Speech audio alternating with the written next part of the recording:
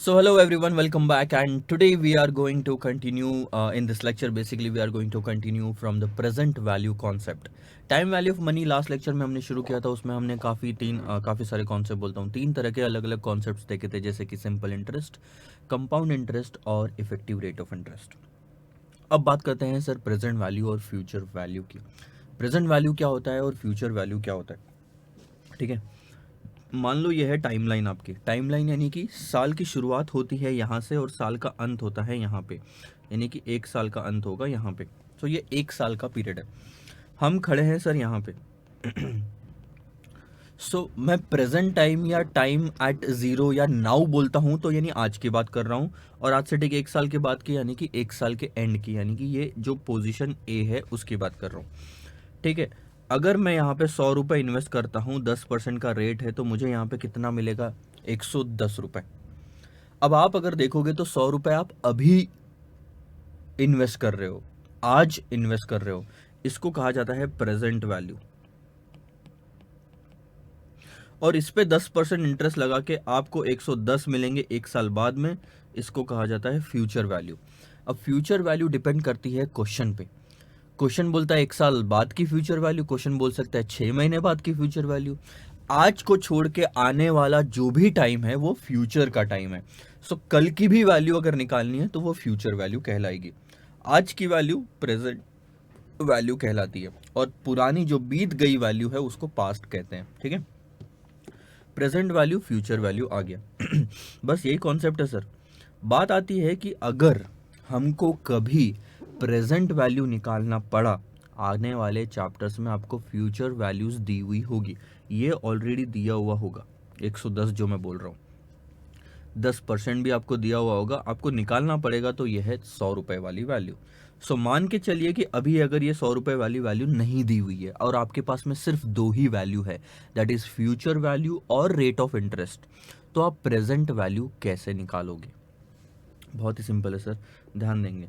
100 में हमने क्या किया था, देखो, कंपाउंड अमाउंट का फॉर्मूला था principal in bracket 1 + i to the power n, ठीक है। Principal in bracket 1 + i to the power n। अब अगर आप ध्यान दोगे तो कंपाउंड अमाउंट यानी कि 110, जो आपका पी था यानी कि जो इन्वेस्टमेंट का अमाउंट था वो है 100, प्रिंसिपल, रेट ऑफ इंटरेस्ट था 10% और एक साल के लिए इन्वेस्टमेंट किया, तो 100 इंटू 1.1 बिकम्स 110। यही है आखिरी में कैलकुलेशन। कंपाउंड अमाउंट, प्रिंसिपल, इन सब की बात में ये आता है। अब इसी फॉर्मूले को मैं बदलता हूँ तो 100 हमारे वाले ऊपर वाले एग्जाम्पल में प्रेजेंट वैल्यू कहलाती है, 110 फ्यूचर वैल्यू कहलाती है। यानी कि आपको समझ में आ रहा होगा फ्यूचर वैल्यू कब आती है? प्रेजेंट वैल्यू को 1.1 से मल्टीप्लाई करने के बाद। और 1.1 क्या है? ये आपका रेट ऑफ इंटरेस्ट जो 10% दिया हुआ है, हम इनको बोलेंगे present value index. Present value index यानी कि इंडेक्स कैसे निकालते हैं? 1 प्लस जो भी रेट ऑफ इंटरेस्ट है वो लगा दो तो आपका इंडेक्स आ जाएगा, ठीक है।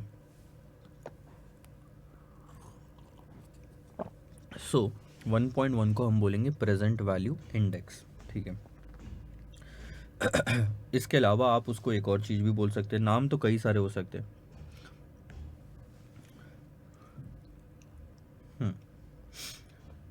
प्रेजेंट वैल्यू जो 100 रुपये है उसको 1.1 से मल्टीप्लाई करने के बाद क्या आया, ये बताइए सर। एक सवाल का जवाब दो, अब बाकी सब छोड़ो, दिमाग मत लगाओ। प्रेजेंट वैल्यू जो 100 है उसको 1.1 को मल्टीप्लाई करने के बाद में क्या आया? फ्यूचर वैल्यू आया। यानी कि प्रेजेंट वैल्यू को फ्यूचर वैल्यू में कन्वर्ट करने के लिए जो 1.1 यूज हुआ है उसको कहा जाएगा फ्यूचर वैल्यू फैक्टर। किसी भी चीज पे फ्यूचर वैल्यू फैक्टर लगा दोगे तो फ्यूचर वैल्यू आ जाएगी। किसी भी चीज पे यानी प्रेजेंट वैल्यू पे फ्यूचर वैल्यू फैक्टर लगाओगे तो फ्यूचर वैल्यू आएगी। पेट्रोल वाली कार में आप पेट्रोल भर पाते हो, वैसे ही फ्यूचर वैल्यू निकालने के लिए आपको क्या चाहिए? फ्यूचर वैल्यू फैक्टर, जो कि है 1.1। और आपका ये कैसे निकलेगा? मैं अब फॉर्मूले में लिखता हूँ, तो present value into 1 + i r to the power n, ठीक है सर। ये निकलेगा। वही फॉर्मूला सेम रिपीट कर रहे हैं।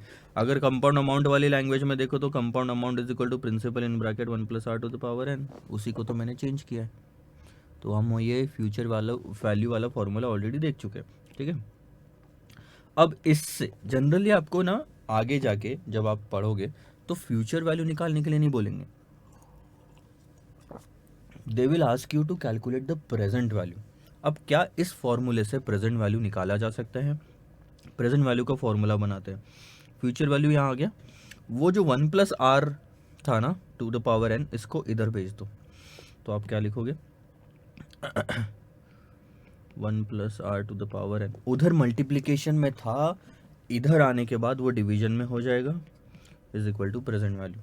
अब मैं इसको ऐसे भी लिख सकता हूँ, present value is equal to future value into 1 divided by 1+r to the power n। कोई दिक्कत है इसमें? कोई दिक्कत नहीं है सर। और इसी को बोलेंगे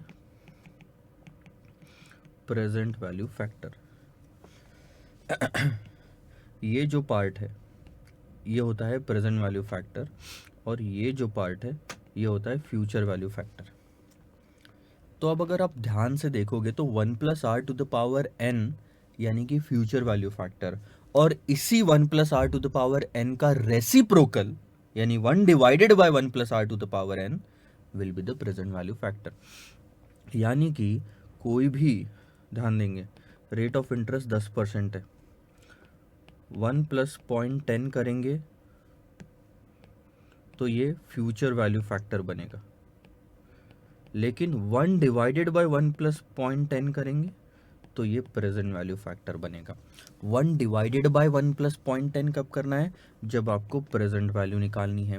और सिर्फ 1.1 + 0.1 कितना कब लेना है? जब आपको फ्यूचर वैल्यू निकालनी है। सो कॉन्सेप्ट बहुत इजी है यहाँ पे आपका। ये सब हटाता हूँ, ध्यान देंगे। अभी हम वैल्यू रख के देखते हैं ना, आता है तो अपना फॉर्मूला सही है। देखो, so present value is equal to future value है 110 की आपकी, उसके बाद 1 डिवाइडेड बाय 1 + 0.1, और साल एक ही था।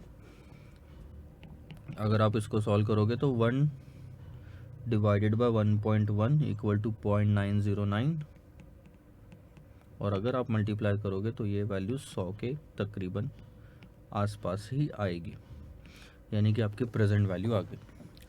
किसी भी फ्यूचर वैल्यू को प्रेजेंट पे लेके आना है तो उसको प्रेजेंट वैल्यू फैक्टर से मल्टीप्लाई करो। What is the present value factor? 0.909, 1 divided bye करने के बाद। ये आपको एक बेसिक चीज समझ में आई। फ्यूचर वैल्यू कैसे है वो भी समझ में आ गया। फ्यूचर वैल्यू इसी के अपोजिट में निकालते हैं। एक और चीज मैं बताता हूँ। मैंने आपको बताया कि सर 110 रुपये यहाँ मिल रहे हैं, 10% का रेट है, तो आप प्रेजेंट वैल्यू निकालो। अभी यहाँ पे मैंने प्रेजेंट वैल्यू नहीं निकाला, तो आपने निकाला था सर 100 रुपये प्रेजेंट वैल्यू आ रही है, ठीक है। अब मैं क्या बोल रहा हूँ ना, 110 है, 10% का रेट है, एक साल, अगले साल आपको 200 रुपये मिला।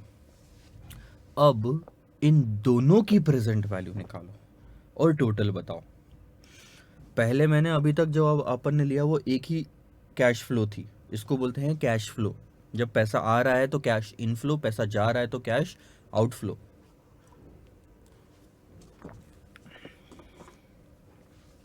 लेकिन अब आपको अगर पहले साल में 110 मिल रहा है तो उसकी प्रेजेंट वैल्यू निकालना, इसका मतलब उसको एक साल से खींच के लेके आना जीरो टाइम पे, और दूसरा जो 200 रुपये है उसको 2 साल से खींच के लेके आना पड़ेगा, दूसरा साल और पहला साल, तब जाके जीरो पॉइंट पे आएगा। तो बहुत ही सिंपल है कैलकुलेशन आपका, दोनों की प्रेजेंट वैल्यू निकाल के ऐड कर दो। प्रेजेंट वैल्यू कैसे निकालोगे? Cash flow for first year, या फिर आप बोलो अपने फॉर्मूले में के हिसाब से निकालना है तो future value for first year divided by 1+r, या फिर multiplied by present value factor for first year plus future value for second year multiplied by present value factor for second year. Simple, 2 years। So future value for first year is 110, और present value factor कैसे निकालोगे? एक साल ही है तो एक, plus यहाँ पे 200 into 1 divide by 1 plus 0.10 to the power 2। अब अगर आप इसको सॉल्व करोगे तो 110 इंटू 0.909 आएगा प्लस 200 इंटू, अब ये 1 डिवाइड बाई 1 प्लस 0.1 कैसे निकालते हैं सर?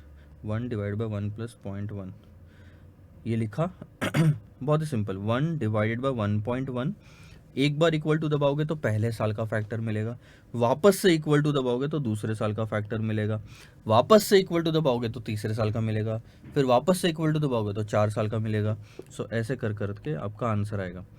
इसका तो 100 आएगा प्लस इसका आएगा आपका तकरीबन 200 इंटू 0.826 दैट्स 165 पॉइंट, सो ये होता है 265.20 आपकी टोटल प्रेजेंट वैल्यू। अब 2 साल हो, 3 साल हो, 4 साल हो, कोई भी दिक्कत जाएगी कि आपको? नहीं। सो लेट्स से अब मैं टेबल में लिखता हूँ ईयर कैश फ्लो। अब मैं फ्यूचर वैल्यू को कैश फ्लो के नाम से लिख रहा हूँ, प्रेजेंट वैल्यू फैक्टर एट 10% और प्रेजेंट वैल्यू। सो मैं आपको दे रहा हूँ मान लो 4 साल, या चलो 5 साल ले लेते हैं। पहले साल वैल्यू है 110, दूसरे साल 200, तीसरे साल 300, चौथे साल 50 और पाँचवें साल है 60 रुपये। अब इन सब की आज की वैल्यू निकालनी है, यानी कि जो पहले साल की कैश फ्लो उसको अगर मैं डायग्रामेटिक फॉर्म में लिखूँ तो मतलब थोड़ा डायग्राम निकाल के लिखूँ तो वो ऐसा है कि पहले साल 110 मिल रहा है, दूसरे साल 200 मिल रहा है, तीसरे साल 300 मिल रहा है, फिर 50 मिल रहा है, फिर 60 मिल रहा है। यानी कि इस कैश फ्लो को एक ही साल से डिस्काउंटिंग करना है, लेकिन जो दूसरी कैश फ्लो है उसको 2 साल से डिस्काउंटिंग करना है, तीसरी को 3 साल से खींच के लेके आना है। देखो डिस्काउंटिंग करना, प्रेजेंट वैल्यू निकालना और खींच के लेके आना, जो हम लेमैन लैंग्वेज में बोलते हैं, इन सब का मतलब एक ही है। 50 को 4 साल से खींचेंगे और 60 को 5 साल से खींचेंगे, आएगी सारी की सारी यहीं पे, और हम सब इनका टोटल करेंगे तो पांचों कैश फ्लोज की प्रेजेंट वैल्यू आएगी यहाँ पे। और वो कैसे निकालते हैं? बहुत ही सिंपल, 10% का रेट है ना, देखो कैसे निकालना है। अब फॉर्मूला लिखने की जरूरत नहीं है। 1.1 1 plus rate of interest 10%, semi annual होता तो 1.05। ओके, सो 1.1 लिया 1 डिवाइडेड बाय 1.1 आएगा, क्योंकि हमको प्रेजेंट वैल्यू फैक्टर निकालना है।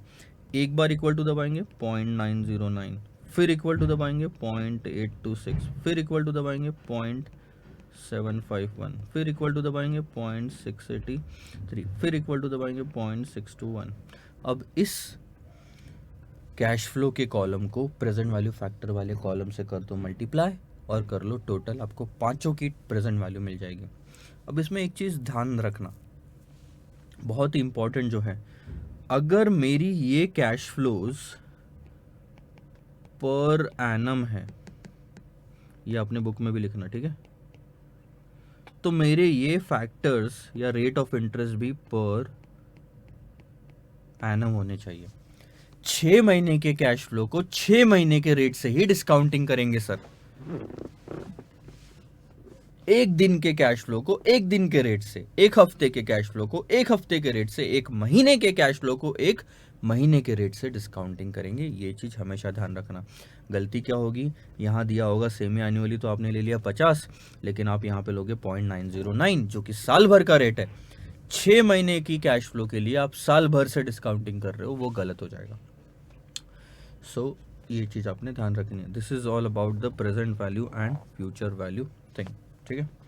आई होप आपको समझ में आया हो ये सारी चीज़ें। फ्यूचर वैल्यू में आपको इतना ज़्यादा स्ट्रेस लेने की ज़रूरत नहीं है, बिकॉज ये आपको हार्डली निकालना पड़ता है, कहीं एक दो जगह आएगा तो अपन कैलकुलेशन में ले लेंगे, but most of the time आपको प्रेजेंट वैल्यू वाला कॉन्सेप्ट समझना पड़ेगा, ठीक है सर। ये प्रेजेंट वैल्यू फ्यूचर वैल्यू वाली बातें हो गई। मैं फाइनली समराइज कर देता हूँ। कंपाउंड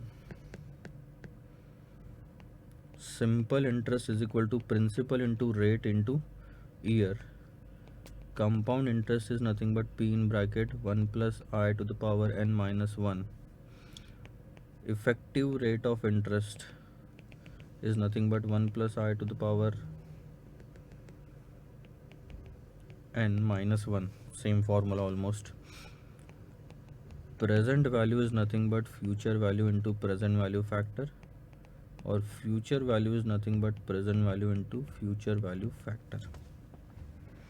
ये हमने 5 चीज़ें देख ली। अब बात करते हैं एन्युटी की। एन्युटी का कॉन्सेप्ट क्या बोलता है, ध्यान देना, ठीक है, इम्पॉर्टेंट है आपके लिए। 1 सेकंड दीजिए बस।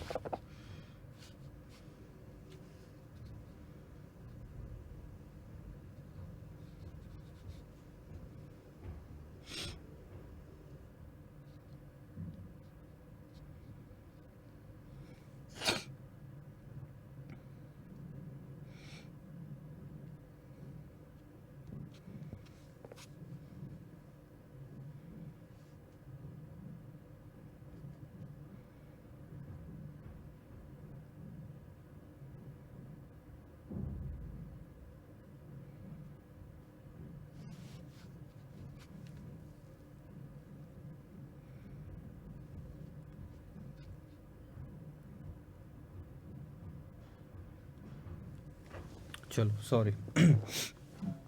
एन्युटी का मतलब क्या होता है, ध्यान देना। अभी मैं आपको इंस्टीट्यूट के सिलेबस से कुछ मैच होता है तो मैं बताता हूँ। थोड़ा सा हम पढ़ ले, इतनी देर से मैं समझा ही रहा हूँ। पढ़ पढ़ के भी थोड़ा सा हमारा क्या होता है, पढ़ने का तरीका बदलता है, माइंड डाइवर्ट होता है, तो बोर्डम जो है वो अवॉइड किया जा सकता है। सो ध्यान देंगे सर अभी यहाँ पे। In many cases you must have noted that your parents have to pay an equal amount of money regularly like every month or every year। देखो मैंने भी नहीं पढ़ा है तो जो है यहाँ पे लिखा हुआ वो मैं समझा रहा हूँ। अगर मैं आपको एक लाइन में समझाना चाहूँ तो सेम अमाउंट हम जब बार बार पे करते हैं उसको कहा जाता है एन्युटी। यहाँ पे भी वही चीज़ लिखी हुई है। In many cases you must have noted that. कई सारे केसेस में, मैं प्योर ट्रांसलेशन करके बता रहा हूँ, ठीक है, कई सारे केसेस में आपने ये चीज़ नोट की होगी कि आपके जब माता पिता हैं, आपके जब मतलब पिताजी है बेसिकली, उनको ये पे करना पड़ता है।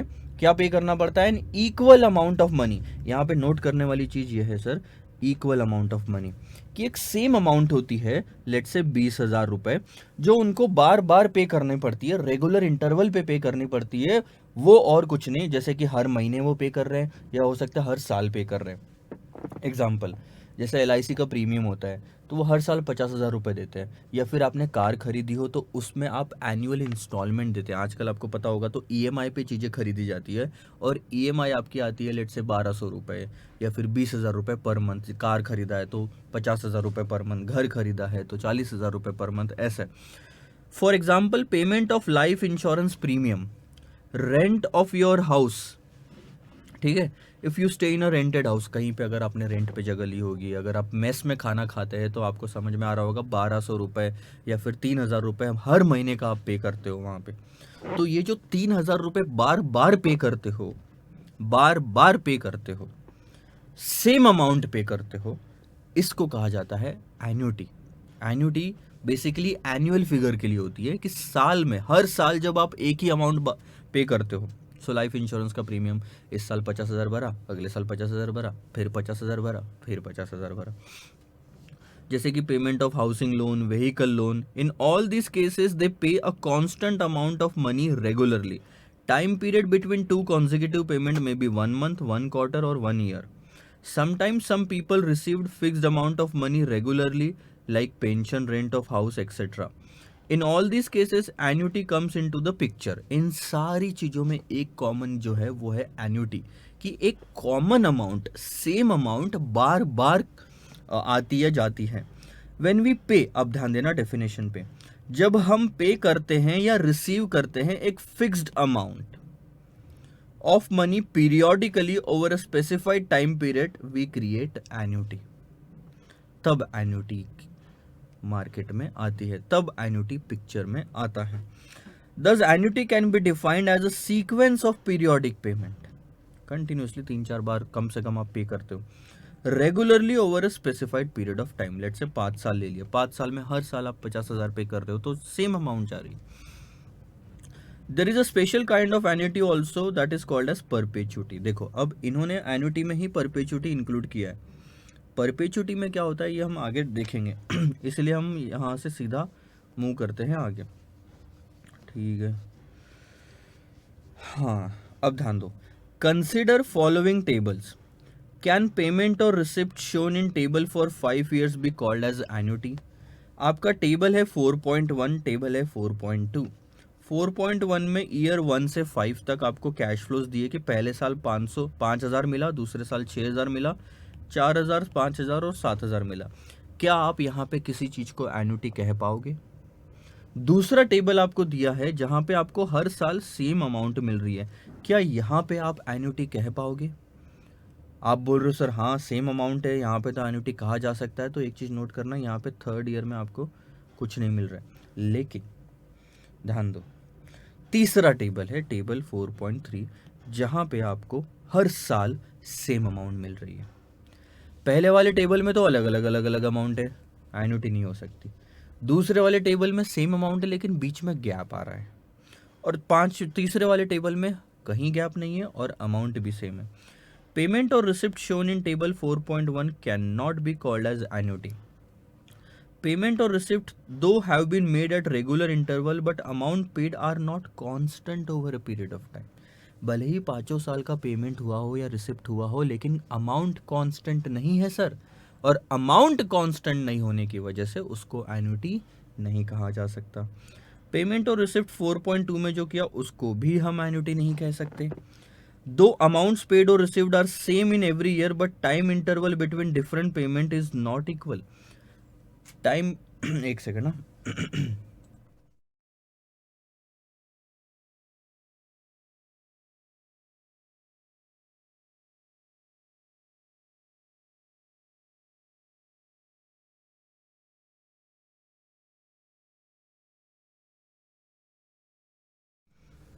सो टाइम इंटरवल जो है वो सेम होना चाहिए दो पेमेंट्स के बीच में। पहले साल से दूसरे साल में जब पेमेंट किया तो गैप 1 साल का था, लेकिन दूसरे से तीसरे में कोई, दूसरे से डायरेक्ट चौथे में पेमेंट किया तो 2 साल का गैप, फिर 1 साल का गैप, तो सेम टाइम नहीं आया आपका। अब now consider 4.3। You may note that all payments over a period of 5 years are constant and time interval between two payments or receipt is also same। और यहाँ पे हम कहेंगे इसको एन्युटी। एन्युटी के दो हिस्से होते हैं, एन्युटी रेगुलर और आप कह सकते हो एन्युटी ड्यू या एन्युटी इमीडिएट। एक होता है एन्युटी रेगुलर, एक होता है एन्युटी इमीडिएट। अब आपको ये चीज़ समझ में आएगा यहाँ तक कि एन्युटी का मतलब होता है कि same amount over a period of time आपने पे करना है। तो 5 साल तक आप 5,000 पे कर रहे हो, लेकिन बात क्या आती है, ये मैं 5 साल निकालता हूँ यहाँ पे, 0, 1, 2, 3, 4 और 5। अब पहला पेमेंट जो करना है ये है पहला साल, ठीक है, ये है तीसरा साल, मैंने 2 साल ले लिए, ठीक है, फर्स्ट ईयर और थर्ड ईयर। जब पहले साल का पेमेंट करना है तो दो ऑप्शन खुलते हैं। पहले साल का पेमेंट हो सकता है शुरुआत में ही कर दो या हो सकता है साल के अंत में करो। क्योंकि कई बार आपने प्रैक्टिकली देखा होगा जब रेंट पे करने की बारी आती है ना, तो जो ओनर होता है घर का वो आपके मंथ के शुरुआत में ही रेंट ले लेता है, वो मंथ के एंड में रेंट नहीं लेता। और मेस में जब आप खाना खाते हो तो कई जगह पे ऐसा है कि महीने के शुरुआत में रेंट वो मेस का फीस ले लेते हैं, और कई जगह पे ऐसा है कि महीना खत्म होने के बाद आप पे करो। दोनों चीज पॉसिबल है। सो एन्युटी दोनों केस में एन्युटी ही कहलाएगी, लेकिन जब शुरुआत में किसी पीरियड के शुरुआत में पेमेंट होना है, हर साल की शुरुआत में पेमेंट करना है, तो उसको कहा जाएगा एन्युटी ड्यू या एन्युटी इमीडिएट। सो यहाँ पे मैं निकालता हूँ 1, 2, 3, 4, 5, 1, 2, 3, 4, 5। एक तो मैं 5,000 का पेमेंट स्टार्टिंग में करता हूँ,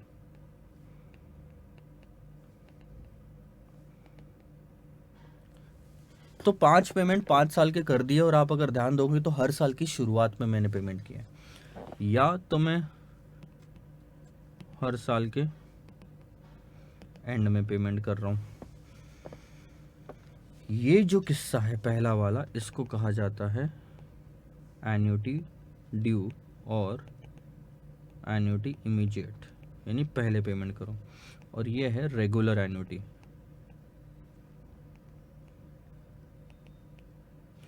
नाइन्टी 99% ऑफ द टाइम आप जब आगे ऐसे क्वेश्चंस फेस करोगे तब एन्युटी रेगुलर की ही बात करेंगे। एन्युटी ड्यू बहुत कम आएगा, लीजिंग वाले चैप्टर में आएगा, बाकी कहीं आने के चांसेस नहीं, बाकी हर जगह एन्युटी रेगुलर ही होगा। चलो, सो एन्युटी रेगुलर का मतलब है फर्स्ट पेमेंट और receipt at the end of the period, और एन्युटी इमीडिएट का मतलब है फर्स्ट पेमेंट और receipt in the first period, यानी कि शुरुआत में। ठीक है, तो ये सब चीज़ें तो हमने कंसिडर कर ली। इन्होंने वही चीज़ एग्जांपल देके समझाया है। फ्यूचर वैल्यू हमने देख लिया है। हाँ हाँ हाँ हाँ हाँ, अच्छा, एन्युटी की और एन्युटी की फ्यूचर वैल्यू और प्रेजेंट वैल्यू की बात कर रहे हैं ये लोग। ठीक है सर।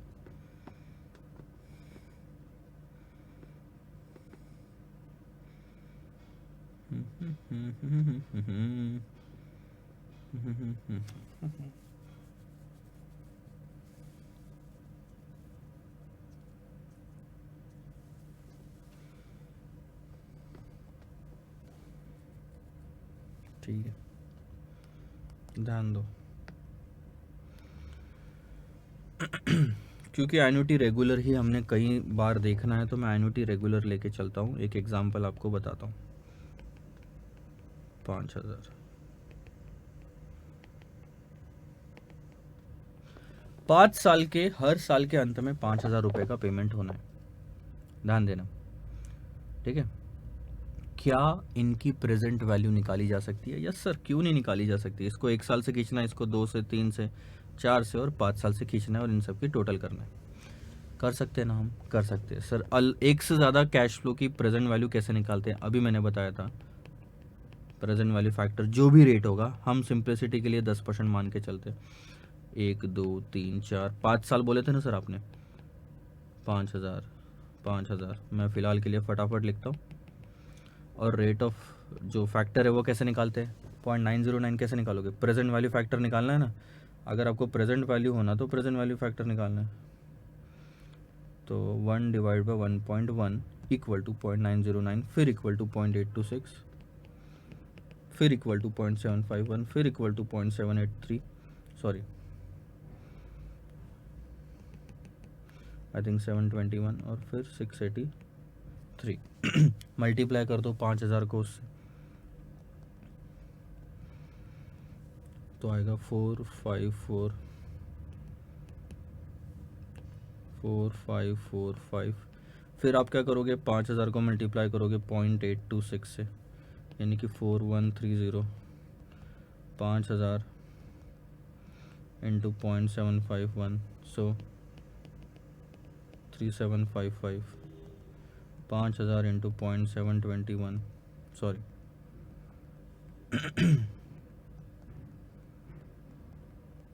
3605, और 5,000 into 0.683, that's 3415।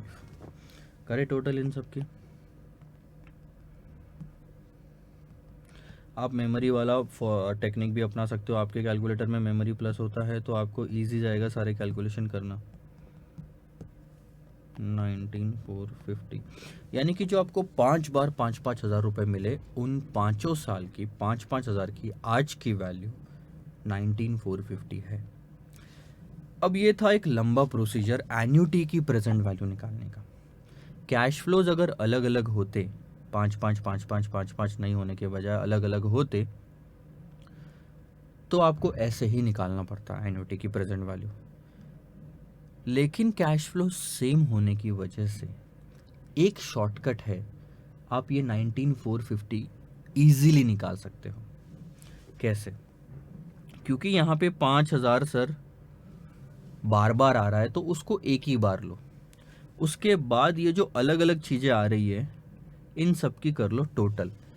Present value factor 5 साल के जब आप ऐड करते हो, तो उसको कहा जाता है प्रेजेंट वैल्यू एन्युटी फैक्टर। 5 साल के फैक्टर आप ऐड करो तो आपको मिलेगा 3.791। देखो करके देखना है। 0.909 प्लस 0.826 प्लस 0.751 प्लस 0.721 प्लस 0.683, 3.89 आ रहा है। चलो, मैंने शायद कोई फैक्टर गलत निकाला होगा। अच्छा, थोड़ी सी गलती हो गई मुझसे, इसीलिए वो बराबर नहीं आ रहा। 0.683 आपका चौथे साल का ही फैक्टर था और ये है 0.621। सो 5000 इंटू 0.683 दैट्स 3415 और 5000 into 0.621 is 3105। So 4545 plus 4130 plus 3755 plus 3415 plus 3105 that's 8950। ठीक है, अब टोटल करो फैक्टर्स की। 0.909 plus 0.826 plus 0.751 plus 0.683 plus 0.621 that's 3.790 आ रहा है। चलो ज़ीरो ले लो। आप अपने कैलकुलेटर में कैसे कैलकुलेट कर सकते हैं मैं ये भी बताता हूँ। जो जो मुंह से बोल रहा हूँ वही स्टेप्स आप अपने कैलकुलेटर में टाइप करेंगे, ठीक है। सबसे पहले तो मेमोरी क्लियर कर लो अपने कैलकुलेटर की, ज़ीरो होना चाहिए कैलकुलेटर पे। अब ध्यान दो, 1 प्रेस करेंगे, डिवाइडेड बाय 1.1। अगर 10% है तो 1.1, 20% है तो 1.2, 15% है तो 1.15, जो भी हो। फिर से रिपीट कर रहा हूँ, 1 प्रेस किया, डिवाइडेड बाय 1.1, फिर आप दबाते हो इक्वल टू, तो पहले साल का फैक्टर आया। अब आप इसको कर लो, इसके बाद क्या दबाओगे, इक्वल टू के बाद आप दबाओगे मेमोरी प्लस, यानी कि आपने ये जो वैल्यू है मेमोरी में डाल दी और प्लस करना है ये बोला, दिमाग में डाल दिया और प्लस करना है तो एम प्लस दबाया, ठीक है। अब आप एक काम करो, फिर से इक्वल टू दबाओ, उसके बाद इसको भी मेमोरी में डालो तो एम प्लस कर दिया। आप फिर से इक्वल टू दबाओ, फिर एम प्लस 3 बार हो गया, फिर से इक्वल टू दबाओ, फिर एम प्लस तो 4 बार हो गया, फिर से इक्वल टू दबाओ, फिर एम प्लस। तो आप ध्यान दो 3.79 आपको अगर दिख रहा होगा मेरे कैलकुलेटर पे, नहीं दिख रहा होगा तो मैं मेमोरी रिकॉल करता हूँ। अब देखो, अब आप MRC करके आपके इसमें बटन होगा, मेमोरी रिकॉल, मतलब जितना भी स्टोर किया हुआ है अब रिकॉल करने का समय आ चुका है। सो 3.791 आता है यहाँ पे, ठीक है। आई होप आपको ये चीज़ पता हो, ठीक है सर। तो अब आप मेरे को ये चीज़ बताओ, अगर मेरे पास एक 5000 होता और 3.791 होता तो क्या करता मैं, 5000 इंटू 3.791 मेरा 18955 आ गया। 5 रुपये का डिफरेंस राउंडिंग ऑफ का है, कोई फ़र्क नहीं पड़ता। यानी कि इतना टेबल निकालने के बजाय present value of annuity is nothing but, एक बार एन्युटी लो multiplied by present value annuity factor करो। सिर्फ प्रेजेंट वैल्यू फैक्टर नहीं, प्रेजेंट वैल्यू एन्युटी फैक्टर करेंगे सर हम यहाँ पे। सो 5000 कितनी बार रिपीट हो रहा है, 5 बार हो रहा है। रेट ऑफ इंटरेस्ट क्या है, 10%, तो 10% से 5 बार वाला आप एन्युटी फैक्टर निकालो, वो आएगा 3.791। कैसे निकालेंगे, कैलकुलेटर पे करेंगे sir. 1 divide by 1.1 equal to M plus, equal to M plus, equal to M plus, equal to M plus और इक्वल टू एम प्लस, और फिर मेमोरी रिकॉल 5 बार है तो 5 बार करेंगे, तो आपका आंसर आ गया यहाँ पे 18950, खत्म। सो एन्युटी की प्रेजेंट वैल्यू निकालने का हमारे पास ये फॉर्मूला है। टेबल मत यूज करना। टेबल कब यूज करना सर ये बताओ, हम भूल गए। टेबल आप उसी समय यूज करते हो जब हर साल कैश फ्लोज अलग अलग होती है। सेम कैश फ्लोज में आप टेबल यूज नहीं करते, अब शॉर्टकट यूज करते हैं। खत्म एन्युटी, एन्युटी का कॉन्सेप्ट खत्म। थोड़ा सा लंबा लिया हमने इसको, थोड़ा सा टाइम लगा लेकिन समझ में आ गया। अब बात करते हैं लास्ट कॉन्सेप्ट के, that is called as perpetuity. थोड़ा सा फ्रेश हो जाओ, पानी वानी पी लो, पॉज करो लेक्चर को और फिर आगे बढ़ो, ठीक है। समझ में आना चाहिए, this is the most important concept of all. सबसे ज़्यादा इंपॉर्टेंट कॉन्सेप्ट ये है, इस पे ध्यान नहीं दिया, ये समझ में नहीं आया तो बहुत सारी चीज़ें आगे छूट जाएगी, क्योंकि ये कैपिटल बजटिंग में काम आएगा, लीजिंग में काम आएगा सर, ये डिविडेंड में भी काम आएगा और उसके बाद सीए फाइनल एसएफएम में भी काम आएगा। ये कॉन्सेप्ट में सीए फाइनल वाले बच्चों को तक प्रॉब्लम जाती है आज भी। तो आपने गलती करना, यानी कि हम उन 90% बच्चों में से हैं जो परपेचुइटी का कॉन्सेप्ट नहीं समझ पाएंगे। आप मेरे को आज लिख के मेल करो, मैं बता रहा हूँ आप गलती करोगे। मैं सीए फाइनल में ये गलती करूँगा, कि परपेचुटी के जो भी क्वेश्चंस आएंगे उनको मैं समझ नहीं पाऊंगा, क्योंकि मैंने इंटर में परपेचुटी का कॉन्सेप्ट का लेक्चर सही से नहीं देखा था, 5 बार नहीं देखा था। ठीक है चलो क्या होता है मैं बताता हूँ। पुराने वाले से हम लिंक करते हैं। 5,000 का जो आपको पेमेंट किया गया था वो कितने साल तक किया गया था? 5 साल तक किया गया था। मैं आपको क्या एग्जांपल देता हूँ, उसी को बदलते हैं। पहला साल, दूसरा साल, तीसरा साल, चौथा साल, और फिर 5वां, 6वां, 50वां, 100वां, 150वां, 2000वां साल। यानी कोई टाइम लिमिट है ही नहीं। हर साल आपको 5,000 रुपये मिल रहा है विदाउट एनी लिमिट। तो अब सिर्फ इतना सा बताओ, पहले वाले प्रॉब्लम में और इस वाले सिचुएशन में क्या डिफरेंस है? सर पहले वाली सिचुएशन में 5 साल की लिमिट थी, इस वाली सिचुएशन में 5 साल की लिमिट नहीं है और कोई लिमिट है भी नहीं। ये तो आगे बढ़ता ही जा रहा है, लाइफ टाइम। इसको बोलते हैं परपेचुअल, जो कभी खत्म ही नहीं हो रहा। बाकी सब सेम है सर, यहाँ भी 5,000 मिल रहे हैं, वहाँ भी 5,000 मिल रहे हैं हर साल, यहाँ भी 10% रेट है, वहाँ भी 10% रेट है। सिर्फ यहाँ 5 साल तक मिल रहा था और अब यहाँ कोई लिमिट ही नहीं है। आपसे मैं ये सवाल पूछना चाहता हूँ कि ये जो 5,000 है जो मिलते जा रहे हैं, इनकी प्रेजेंट वैल्यू क्या है? जब 5 साल थे तब आपने कैसे निकाला? ये वाला फॉर्मूला यूज करके, present value of annuity is equal to annuity 5,000 into present value annuity factor. और प्रेजेंट वैल्यू एन्युटी फैक्टर आप कैसे निकालते हो? 1 डिवाइड बाई 1.1 करते हो और इन सब प्रेजेंट वैल्यू फैक्टर को ऐड करते हो। कितने साल के फैक्टर को ऐड किया था? 5 साल के फैक्टर को ऐड किया था, क्योंकि 5 साल तक ही कैश फ्लो मिल रही थी। यहाँ कितने साल के फैक्टर्स को ऐड करोगे? यहाँ तो 2000 साल तक भी हो सकता है आपको 5,000 रुपये मिलता रहे। तो अब यहाँ पे वो वाला एग्जैक्ट फॉर्मूला तो काम नहीं करेगा। आ रही बात आपको समझ में? यानी कि हमने जो यूज़ किया था present value of annuity is equal to annuity into present value annuity factor, क्या ये काम कर रहा है? हमारे पास में ये आ सकता है, ये भी है, एन्युटी है, लेकिन ये नहीं निकाल सकते प्रेजेंट वैल्यू एन्युटी फैक्टर। तो यहाँ पे फॉर्मूला थोड़ा सा बदलना पड़ेगा। ध्यान दीजिएगा मैं क्या मिटा रहा हूँ और क्या रख रहा हूँ। ये multiplied by present value annuity factor की जगह कुछ और आएगा, बाकी सब सेम। बचा ही क्या सर?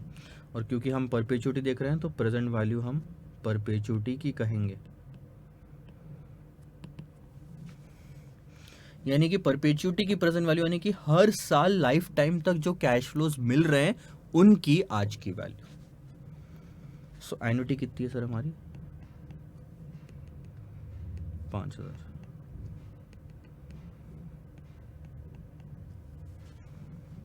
कैसे निकालेंगे? बहुत ही सिंपल सा तरीका बताता हूँ। आपने उस वाले क्वेश्चन में multiplied by present value annuity factor किया था उस वाले कॉन्सेप्ट में। अब आपको divided by rate of interest करना है, कहानी खत्म, कुछ कैलकुलेट करने की जरूरत नहीं। 5,000 डिवाइडेड बाय 0.10, 50,000, ये है आज की वैल्यू। जो लाइफ टाइम तक आपको 5,000 रुपये मिलने वाले हैं उसकी आज की वैल्यू है 50,000। अब अगर आपको यकीन नहीं होता तो आप एक्सेल शीट ओपन करो, माइक्रोसॉफ्ट एक्सेल। ठीक है, करना क्या है मैं आपको बताता हूँ। मैं आपको एक अंदाज़ा दे सकता हूँ सिर्फ यहाँ पे, या फिर चलो आपके सामने मैं कैलकुलेट करके दिखाता हूँ। थोड़ा सा एफर्ट लेंगे तो आपको क्लैरिटी आएगा, प्रूव भी यहीं पे हो जाएगा। पहले तो मैं बच्चों को एक्सेल शीट प्रोवाइड करवाता था, अब क्या है प्रोवाइड करवाने की इतनी ज़रूरत नहीं है।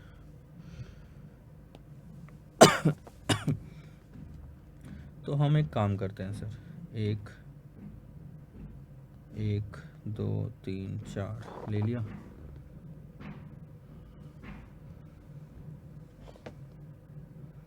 अच्छा,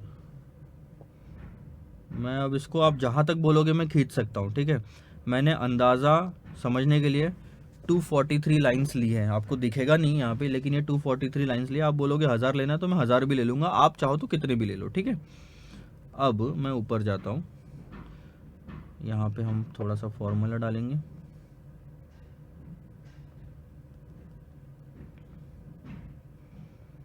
वन तो ये 5 आ गया।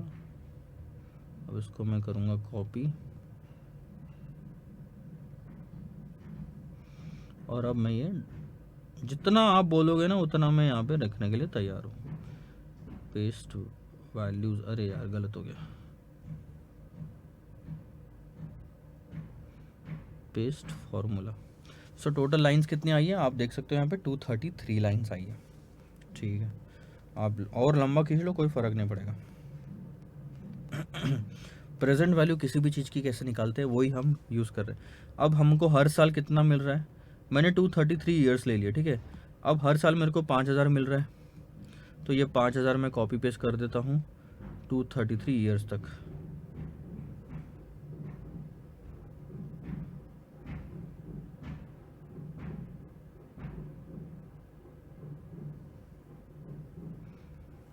ये मैंने 5,000 कॉपी कर दिए। हम प्रेजेंट वैल्यू ऐसे निकालते हैं ना, पहले साल पहले कॉलम में हमने लिया ईयर, दूसरे कॉलम में लिया हमने कैश फ्लो, तीसरे कॉलम में लेंगे सर हम प्रेजेंट वैल्यू फैक्टर। वो निकालते हैं हम 1 डिवाइड बाय 1.1, फिर और इक्वल टू दबाएंगे तो दिस डिवाइडेड बाय 1.1। ठीक है, एक सेकंड होल्ड करना बस।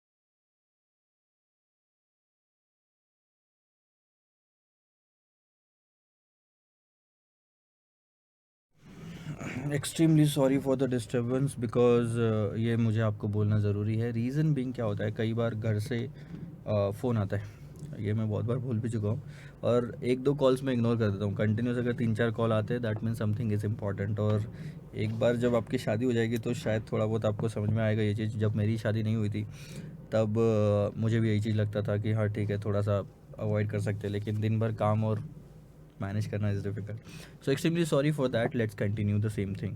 अब मैं यहाँ पे प्रेजेंट वैल्यू फैक्टर लेता हूँ, ठीक है। और ये 233 साल के मैं प्रेजेंट वैल्यू फैक्टर लूँगा आपके बताने के लिए। यहाँ पे आप 233 से 1000 भी ले सकते हैं। एक्सेल शीट में इसलिए कर रहे हैं क्योंकि एक्सेल शीट में जल्दी हो जाएगा, नहीं तो 230 साल आपके ख़त्म नहीं हो पाएंगे अगर आप बुक में लिखने जाओगे तो। ठीक है, ये ले लिया मैंने यहाँ पे। अब मल्टीप्लाई करते हैं।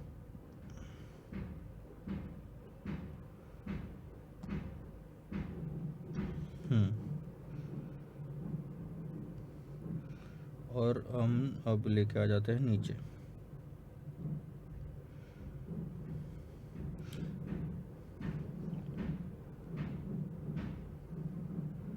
पेस्ट फॉर्मूला, ठीक है। अब मैंने प्रेजेंट वैल्यू क्या निकाली सर, 233 साल, 233 ईयर्स के 5000 हर साल की प्रेजेंट वैल्यू निकाल ली। अब हम आखिरी में करते क्या है सर, इन सब का टोटल, ठीक है।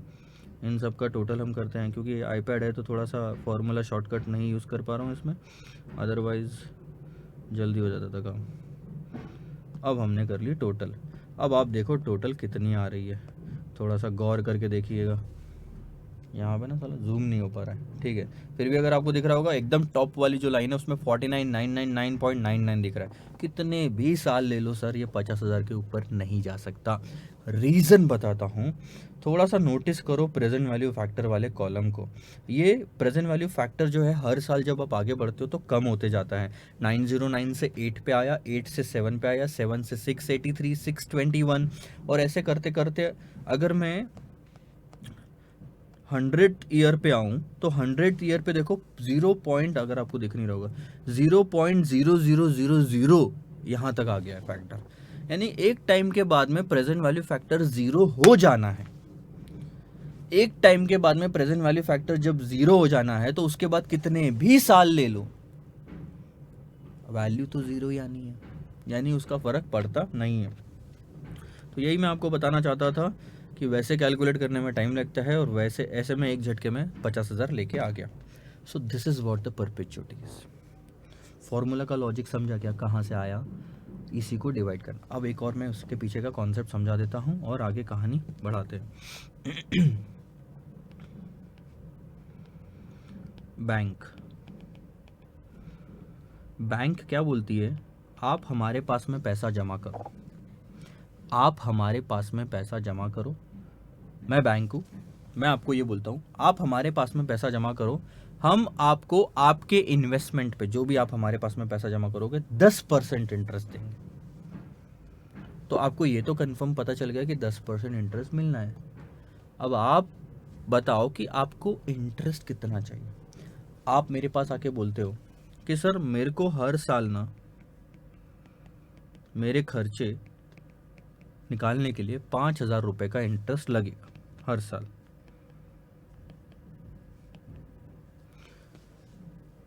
यानी कि बैंक आपको 10% के हिसाब से 5,000 का इंटरेस्ट हर साल दे। Simple interest is equal to principal rate और number of year. Number of year नहीं ले रहा हूँ क्योंकि हर साल की बात हो रही है, तो सिर्फ प्रिंसिपल और रेट तक रह जाती है कहानी। सिंपल इंटरेस्ट यानी कि आपको हर साल कितना इंटरेस्ट चाहिए, 5,000। रेट ऑफ इंटरेस्ट कितना है सर, 10%। क्वेश्चन यह उठता है कि आपने आज कितना पैसा बैंक में जमा कराना चाहिए हर साल, और उसकी कोई लाइफ टाइम मतलब वो एक वैलिडिटी नहीं है, या फिर मान लो मेचोरिटी नहीं है, लाइफ टाइम तक चलना है। तो आज आपने मेरे पास कितना पैसा जमा कराना चाहिए, इस फॉर्मूले से सॉल्व करके बताओ। इस फॉर्मूले से जब मैं सॉल्व करने जाता हूँ तो 5,000 डिवाइड बाई 0.10 आता है, वो 0.10 जो है ये इधर आ जाएगा, इज इक्वल टू पी, और पी इज इक्वल टू 50,000। और अगर आप ये फॉर्मूले को ध्यान से देखोगे तो ये फॉर्मूला और कुछ नहीं, परपेचुइटी की value is equal to annual amount divided by rate of interest है। कहाँ से आया ये फॉर्मूला, सिंपल इंटरेस्ट वाले फॉर्मूले से ही डिराइव किया हुआ है। ये लॉजिक समझा। यानी बैंक में आज 50,000 दोगे तो 50,000 पे 10% कैलकुलेट होगा, तो आपको हर साल 5,000 मिलेंगे। हर साल 100 रुपए चाहिए 10% के रेट से। बोलो कितना जमा कराना है, परपेचुइटी की वैल्यू कितनी है, 100 बाय 10%, 1000। हर साल सर मेरे को 200 रुपए चाहिए, बाय 10%, 2,000 आज जमा करा दो, हर साल 200 रुपये मिलेंगे ना, जो भी रेट ऑफ इंटरेस्ट है वो। समझ में आया परपेचुइटी का मतलब, थोड़ा सा पढ़ ले और समझ ले लैंग्वेज में भी। अच्छा मैंने बीच में कहीं तो छोड़ा था ना परपेचुइटी का मतलब। एन्युटी 2 तरह की होती है, ये सब बोल बोल के मैं आपको बता रहा था। हाँ यहाँ नहीं, इसमें हमने छोड़ा था। यहाँ पे देखना, यहाँ से शुरू कर रहा हूँ मैं, अंडरलाइन करूँगा, वहाँ से आपको समझ में आ जाएगा। ये there is a special kind of annuity also that is called perpetuity. It is one where the receipt or payment takes place forever. ये वर्ड को ध्यान से नोट करो, यहाँ पे रिसिप्ट हो या पेमेंट हो हर साल होता है। Since the payment is forever we can not compute a future value of the perpetuity.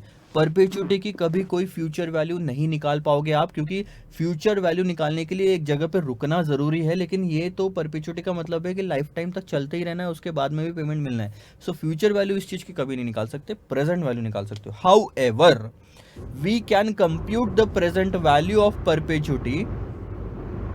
पटाखे फूट रहे हैं कहीं पे, 2 मिनट होल्ड करते हैं, फूट गए। हाँ ठीक है। However we can compute the present value of perpetuity, we will discuss later about future value and present value of annuity. छोड़ो, ये तो परपेचुटी के बारे में अगर और कुछ लिखा होगा कहीं पे तो मैं बताता हूँ, बाकी तो मैंने तो देखो अब मेरी तरफ से पूरा समझा दिया। गरीब क्या कितना समझाएगा। ये रहा परपेचुटी, ठीक है, ध्यान दो। परपेचुटी इज एन एन्युटी, यानी कि ये भी सेम अमाउंट है, सेम अमाउंट होना जरूरी है। In which a periodic payment और receipt begin on a fix date, एक डेट पे चालू होते हैं, एंड कंटिन्यू इनडेफिनेटली, अब खत्म कभी नहीं होते। होल्ड।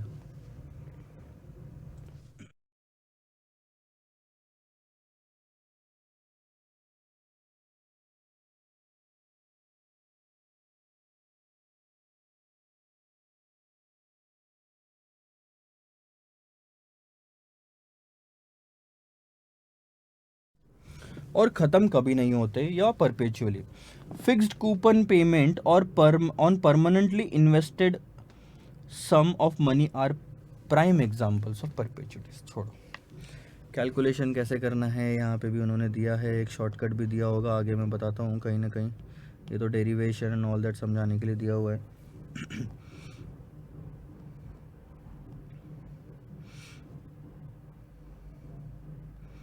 चलो ठीक है, आज सच अभी नहीं दिया हुआ है, मतलब इंटर में उतना उन्होंने वो लेवल पे उतना वो ध्यान नहीं दिया इन सब चीज़ों पे। होगा कहीं ना कहीं तो होगा, मैंने समझा दिया है, चलो कोई दिक्कत नहीं है। सो ये सब चीज़ें थी sir, this is all about it. I hope you got the concept, and मैं भी इसके साथ अपना टाइम वैल्यू ऑफ मनी वाला कॉन्सेप्ट ख़त्म करता हूँ। टाइम वैल्यू ऑफ मनी वाला कॉन्सेप्ट ख़त्म करने के पहले सारे फार्मूलेज एक जगह पे आना ज़रूरी है, इसलिए हम इसको करेंगे कॉपी।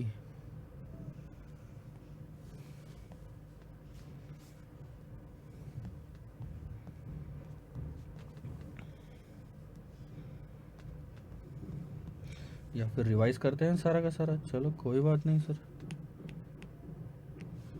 सबसे पहले हमने देखा था simple interest, principal into rate into number of year. दूसरा हमने देखा compound interest, principal in bracket 1 plus r to the power n minus 1। फिर इफेक्टिव रेट ऑफ इंटरेस्ट जो था आपका 1 plus r to the power n minus 1। फिर हमने देखा present value which is nothing but future value into present value factor. फिर हमने देखा future value, present value into, इसमें उल्टा हो जाता है, future value factor. Present value factor 1 divide by 1 plus r to the power n, और ये हो गया 1 plus r to the power n सिर्फ। उसके बाद एन्युटी की बात आती है। एन्युटी में मैं प्रेजेंट वैल्यू ऑफ एन्युटी की बात करूँ तो annuity into present value annuity factor. इसमें फ्यूचर वैल्यू ऑफ एन्युटी भी निकाली जा सकती है, इतना इंपॉर्टेंट है नहीं, वो कभी पूछेगा भी नहीं आपको। और आखिरी में बात आती है परपेचुटी की। परपेचुटी यानी कि ऐसी वैल्यू, मतलब आज की वैल्यू किसकी, जो हर साल आपको सेम अमाउंट लाइफ टाइम तक मिलती जानी है। Annuity divided by rate of interest. ध्यान देंगे, कोई भी एन्युटी की अगर कुछ लिमिट है 5 साल 7 साल 10 साल 15 साल, तो वो वाला क्वेश्चन इस केस में फंसेगा एन्युटी वाले में। लेकिन अगर लाइफ टाइम तक मतलब उसकी कोई लाइफ ही नहीं है, मेच्योरिटी ही नहीं है, तो वो वाला केस हमेशा इसमें फंसेगा, लास्ट वाले केस में, परपेचुटी वाले में। दोनों एन्युटी के ही कॉन्सेप्ट है। टाइम लिमिट है तो छठवें में फंस गया, टाइम लिमिट नहीं है तो सातवें में फंस गया। यही चीज़ थी आपको समझाने वाली। इसी के बेसिस पे बहुत सारे क्वेश्चंस हम सॉल्व करेंगे इन्वेस्टमेंट डिसीजन में और कैपिटल बजटिंग में एंड आगे भी। सो इसके बाद हम चालू करेंगे इन्वेस्टमेंट डिसीजंस, उसमें कुछ थेरी क्वेश्चंस है, कुछ कॉन्सेप्ट्स है, वो समझाऊंगा and then will go with the practical questions as well.